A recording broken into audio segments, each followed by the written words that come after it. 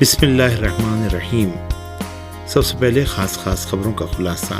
عالمی منظرنامے نے دنیا کو کثیر قطبی بنا دیا ہے، جس میں بحر ہند اور بحر الکاہل کو ترجیحی اہمیت حاصل ہے۔ ہندوستان کے وزیر اعظم نریندر مودی کا خطاب۔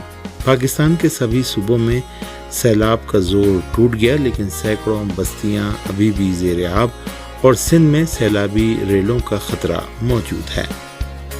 ایران نے ویانا متن کے امریکی جواب کے بارے میں اپنا نظریہ بیان کر دیا۔ اب امریکہ کو صحیح اور تعمیری فیصلہ کرنا ہے، ایرانی مذاکراتی ٹیم کے مشیر کا ٹویٹ۔ اور ہم اپنے اطراف میں دشمن کے بحری جہازوں کو نشانہ بنا سکتے ہیں۔ فوجی پریڈ سے خطاب میں سعودی اتحاد کو یمن کی سپریم پولیٹیکل کونسل کے چیف کا انتباہ۔ اور اب خبریں تفصیل کے ساتھ۔ ہندوستان کے وزیر اعظم نریندر مودی نے موجودہ عالمی منظرنامے میں بحر ہند اور بحر الکاہل کی ترجیحی اہمیت پر زور دیا ہے۔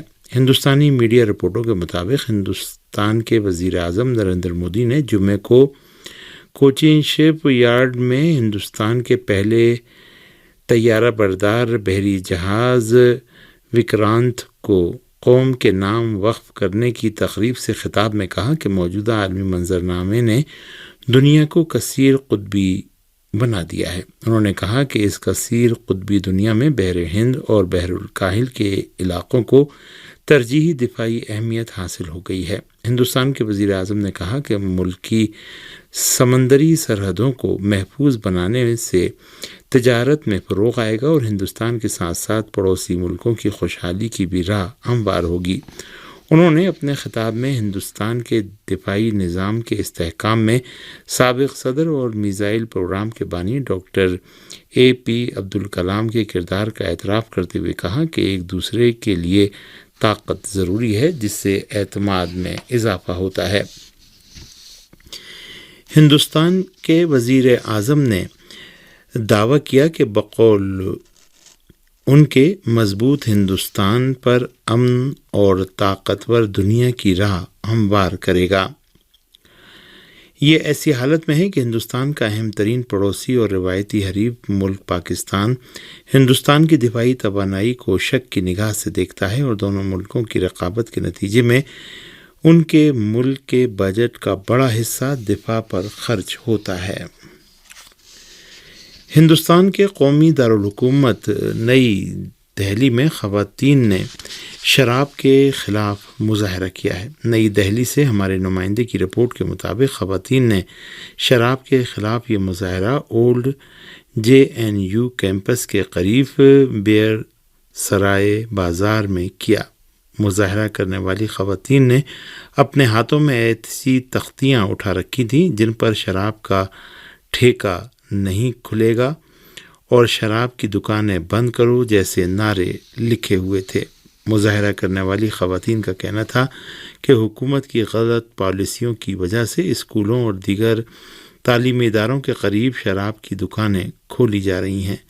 مظاہرہ کرنے والی خواتین کا کہنا تھا کہ بیر سرائے بازار میں کسی بھی حالت میں شراب کی دکان نہیں چلنے دی جائے گی۔ ان کا کہنا تھا کہ یہاں شراب کی دکان کھلنے سے تعلیم کا ماحول خراب ہوگا اور نوجوانوں میں شراب کی لت بڑھے گی۔ قابل ذکر ہے کہ Jawahar Lal Nehru university old campus کے سامنے بیر سرائے مارکیٹ میں زیادہ تر دکانیں کتابوں کی ہیں۔ اس مارکیٹ میں مختلف مسابقاتی امتحانات کی تیاری کے لیے کتب دستیاب ہوتی ہیں، اس لیے اس بازار میں طلباء و طالبات کا رش رہتا ہے، جس میں دہلی کے ساتھ ہی دیگر پڑوسی ریاستوں کے طلاب بھی شامل ہوتے ہیں۔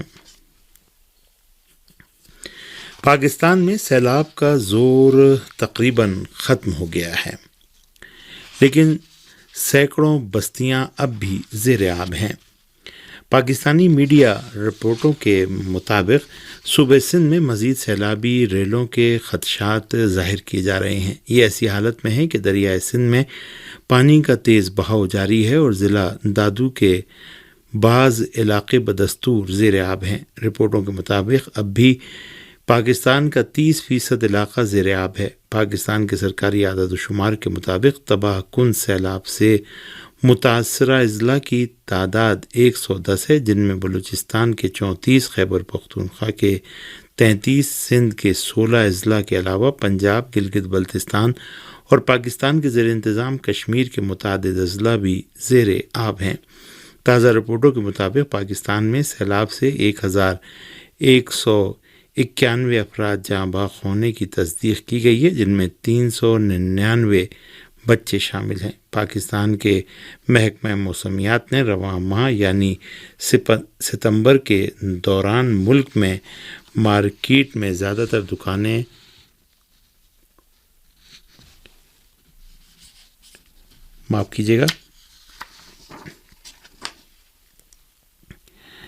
پاکستان کے محکمہ موسمیات نے رواں ماہ یعنی ستمبر کے دوران ملک میں بارش کی پیشن گوئیاں بھی کی ہیں۔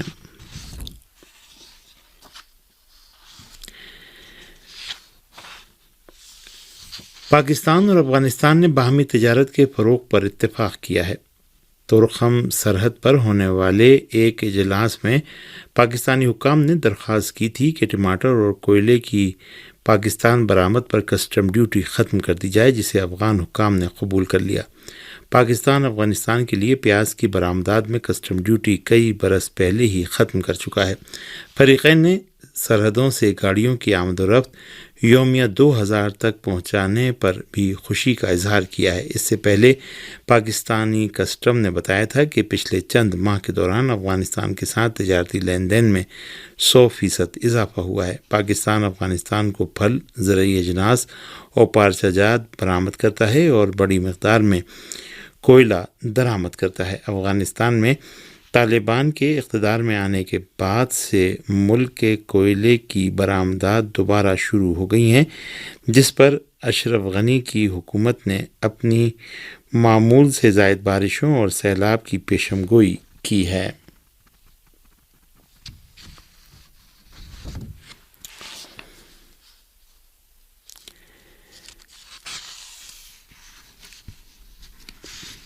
ایران کی ایٹمی مذاکراتی ٹیم کے مشیر نے کہا ہے کہ اب وقت آ گیا ہے کہ امریکہ ویانا مذاکرات کے حوالے سے سنجیدہ فیصلے کرے۔ ہمارے نمائندے کے مطابق ایران کی مذاکراتی ٹیم کے مشیر محمد مرندی نے اپنے ٹویٹ میں لکھا ہے کہ پابندیوں کے خاتمے کے حوالے سے مجوزہ سمجھوتے کے متن کے بارے میں ایران نے اپنی جواب امریکہ کو بھجوا دیا ہے۔ انہوں نے کہا کہ اب وقت آن پہنچا ہے کہ بائیڈن انتظامیہ اس بارے میں سنجیدگی سے فیصلہ کرے۔ محمد مرندی کا کہنا تھا کہ امریکہ صحیح فیصلہ کر لے تو سمجھوتے جلد ہو سکتے ہیں۔ اس سے پہلے ایران کی وزارت خارجہ کے ترجمان ناصر کنانی نے کہا تھا کہ تہران نے پابندیوں کے خاتمے کے مجوزہ معاہدے کے متن کے بارے میں امریکہ کے جواب یورپی یونین کی وساطت سے واشنگٹن کو بھجوا دیا ہے۔ انہوں نے ایران کی جانب سے ارسال کردہ متن کو تعمیری قرار دیتے ہوئے کہا تھا کہ تہران ویانا مذاکرات کو نتیجہ خیز بنانا چاہتا ہے۔ ایک اعلیٰ یمنی عہدیدار نے جارے سعودی اتحاد کو خبردار کرتے ہوئے سمندری اہداف کو نشانہ بنانے کا اعلان کیا ہے۔ سپریم پولیٹیکل کونسل کے سربراہ نے کہا کہ ہمارے ارد گرد موجودہ دشمن کے بحری جہاز مسلح افواج کے نشانے پر ہیں۔ یمن کی سپریم پولیٹیکل کونسل کے سربراہ مہدی المشاد نے مغربی صوبے الحدیدہ کے 5th ملٹری زون میں مارچ پاس سے خطاب کرتے ہوئے جارے ملکوں کو خبردار کیا کہ ہماری مسلح افواج ارد گرد کے سمندری حدود میں جس مقام کو چاہیں نشانہ بنا سکتی ہے۔ مہدی المشاد نے یمن پر جارحیت کرنے والے ملکوں کو مخاطب کرتے ہوئے کہا کہ تمہارے وحشیانہ اقدامات ہی بین الاقوامی جہاز رانی کے لیے خطرہ ہیں، جس کے نتیجے میں یمن کے عوام کی مشکلات میں روز بروز اضافہ ہوتا جا رہا ہے۔ انہوں نے واضح کیا کہ یمن کی بری اور بحری افواج نے اپنے ہتھیاروں کو بڑی تیزی سے اپ گریڈ کر لیا ہے اور ہم اپنی سرحدوں کے چاروں طرف جس مقام کو چاہیں نشانہ بنا سکتے ہیں۔ اس سے پہلے جمعرات کو یمن کی عوامی تحریک انصار اللہ کے سربراہ سید عبد المالک بدر الدین الحوثی نے مسلح افواج کی پریڈ سے خطاب کرتے ہوئے کہا تھا کہ یمن قبضے کا خواب دشمن کے لیے سراب بن گیا ہے۔ ان کا کہنا تھا کہ یمن عسکری اور دفاعی آمادگی کی اونچی سطح پر پہنچ گیا ہے اور آج کی یہ پریڈ اس بات کا ثبوت ہے کہ ہماری مسلح افواج ایمان اور سچائی کے ساتھ دفاع وطن کی خاطر اپنی توانائیوں میں مسلسل اضافہ کر رہی ہے۔ واضح رہے کہ جمعرات کو ہونے والی پریڈ میں یمن کی بری فوج کے ساتھ ساتھ فضائیہ اور بحریہ کے مختلف یونٹوں نے بھی حصہ لیا۔ اس موقع پر فالق 1 اور المندب 2 قسم کے جدید ترین میزائلوں کی رونمائی بھی کی گئی۔ یہ دونوں میزائل یمنی ماہرین نے تیار کیے ہیں اور انہیں زمین سے سمندر میں مار کرنے اور اپنے اہداف کو نشانہ بنانے کی بھی صلاحیت پائی جاتی ہے۔ پچھلے چند برس کے دوران یمن کی مسلح افواج نے اپنے عوام اور سرزمین کے دفاع کے ساتھ ساتھ سعودی اتحاد پر متعدد کاری ضربیں لگا کر اس کے حوصلے پست کر دیے ہیں۔ سعودی عرب نے امریکہ اور متحدہ عرب امارات اور دیگر ملکوں کے ساتھ مل کر پچھلے 7 سال سے مغربی ایشیا کے غریب عرب اور اسلامی ملک یمن کو جارحیت کا نشانہ بنایا ہے۔ سعودی اتحاد نے ایندھن لے جانے والے 4 یمنی جہازوں پر غیر قانونی قبضہ کر لیا ہے۔ یمن کی پیٹرولیم کی قومی کمپنی کے ترجمان اسام المتوکل کی جانب سے جاری کیے گئے بیان میں بتایا گیا ہے کہ سعودی جارح افواج نے ڈیزل کے 2 اور پیٹرول لے جانے والے 2 آئل ٹینکروں پر قبضہ کر لیا ہے۔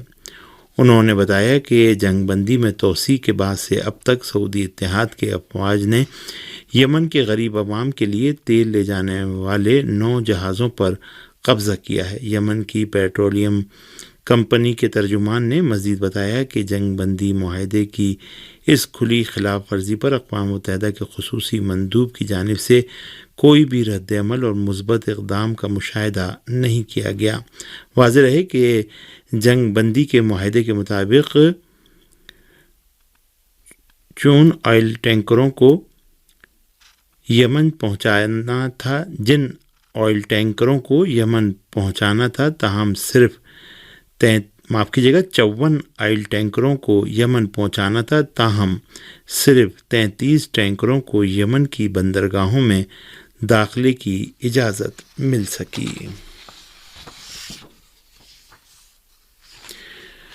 امریکی افواج بدستور شام کے تیل کو غیر قانونی طور پر عراق میں موجود اپنے اڈوں میں منتقل کر رہی ہے۔ شام کی